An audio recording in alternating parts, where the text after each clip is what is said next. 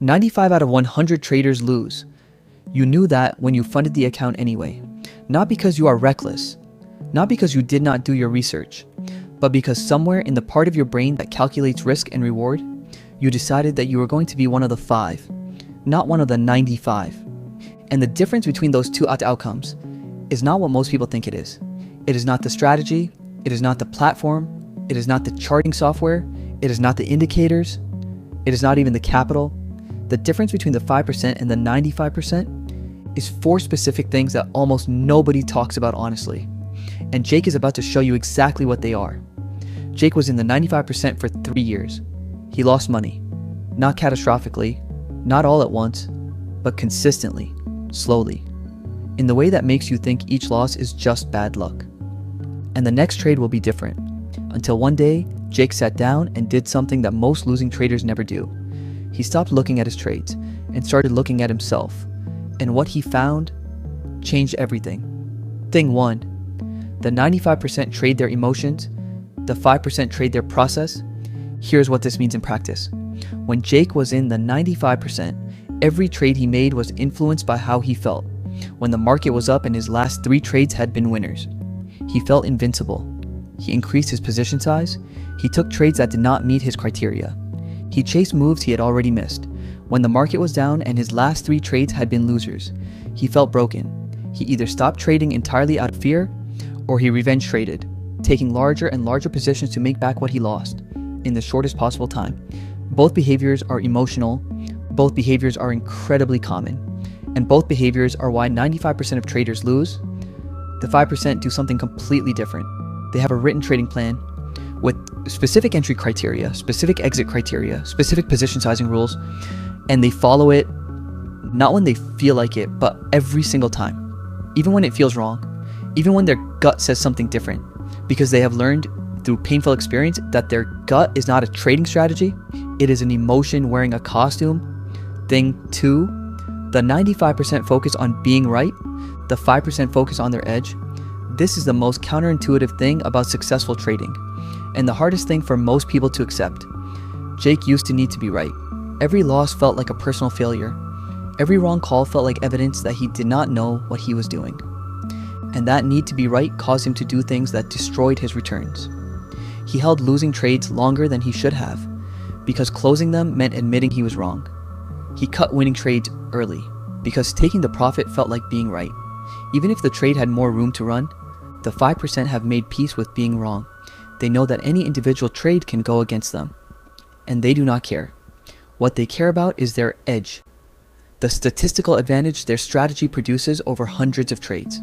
If their strategy wins 45% of the time, but makes 3 times what it loses when it wins, they are profitable, even though they are wrong more often than they are right.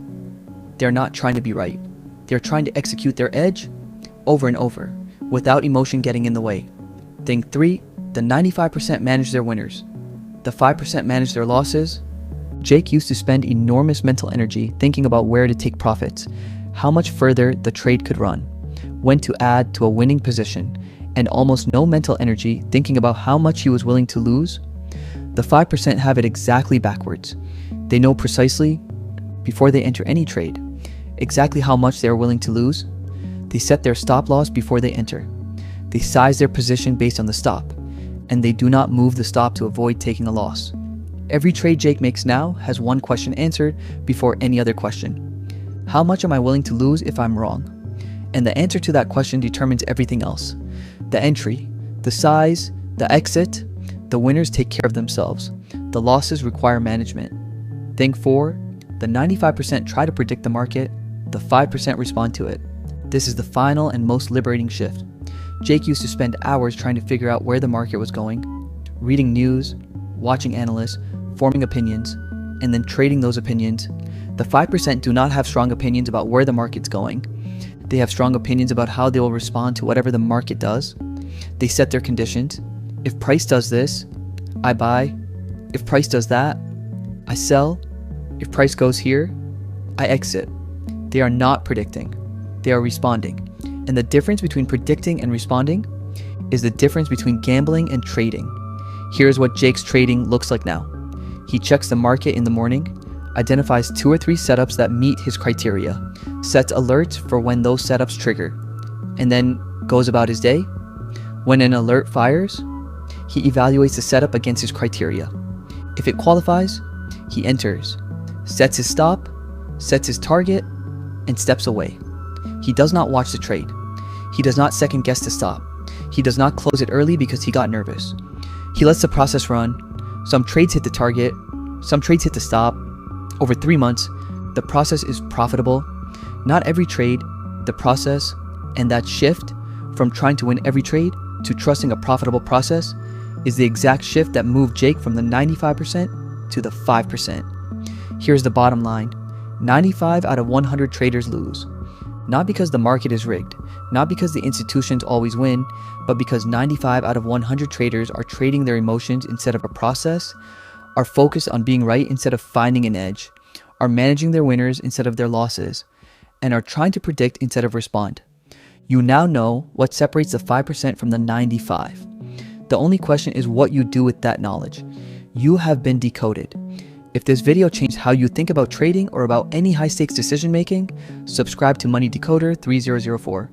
Every single week, we decode the financial thinking that separates the people who win from the people who wonder why they keep losing. Simply, honestly, and clearly, drop a comment below. Which of the 4 things hit closest to home for you? Tell me below. I read every single comment, and I will see you in the next decode.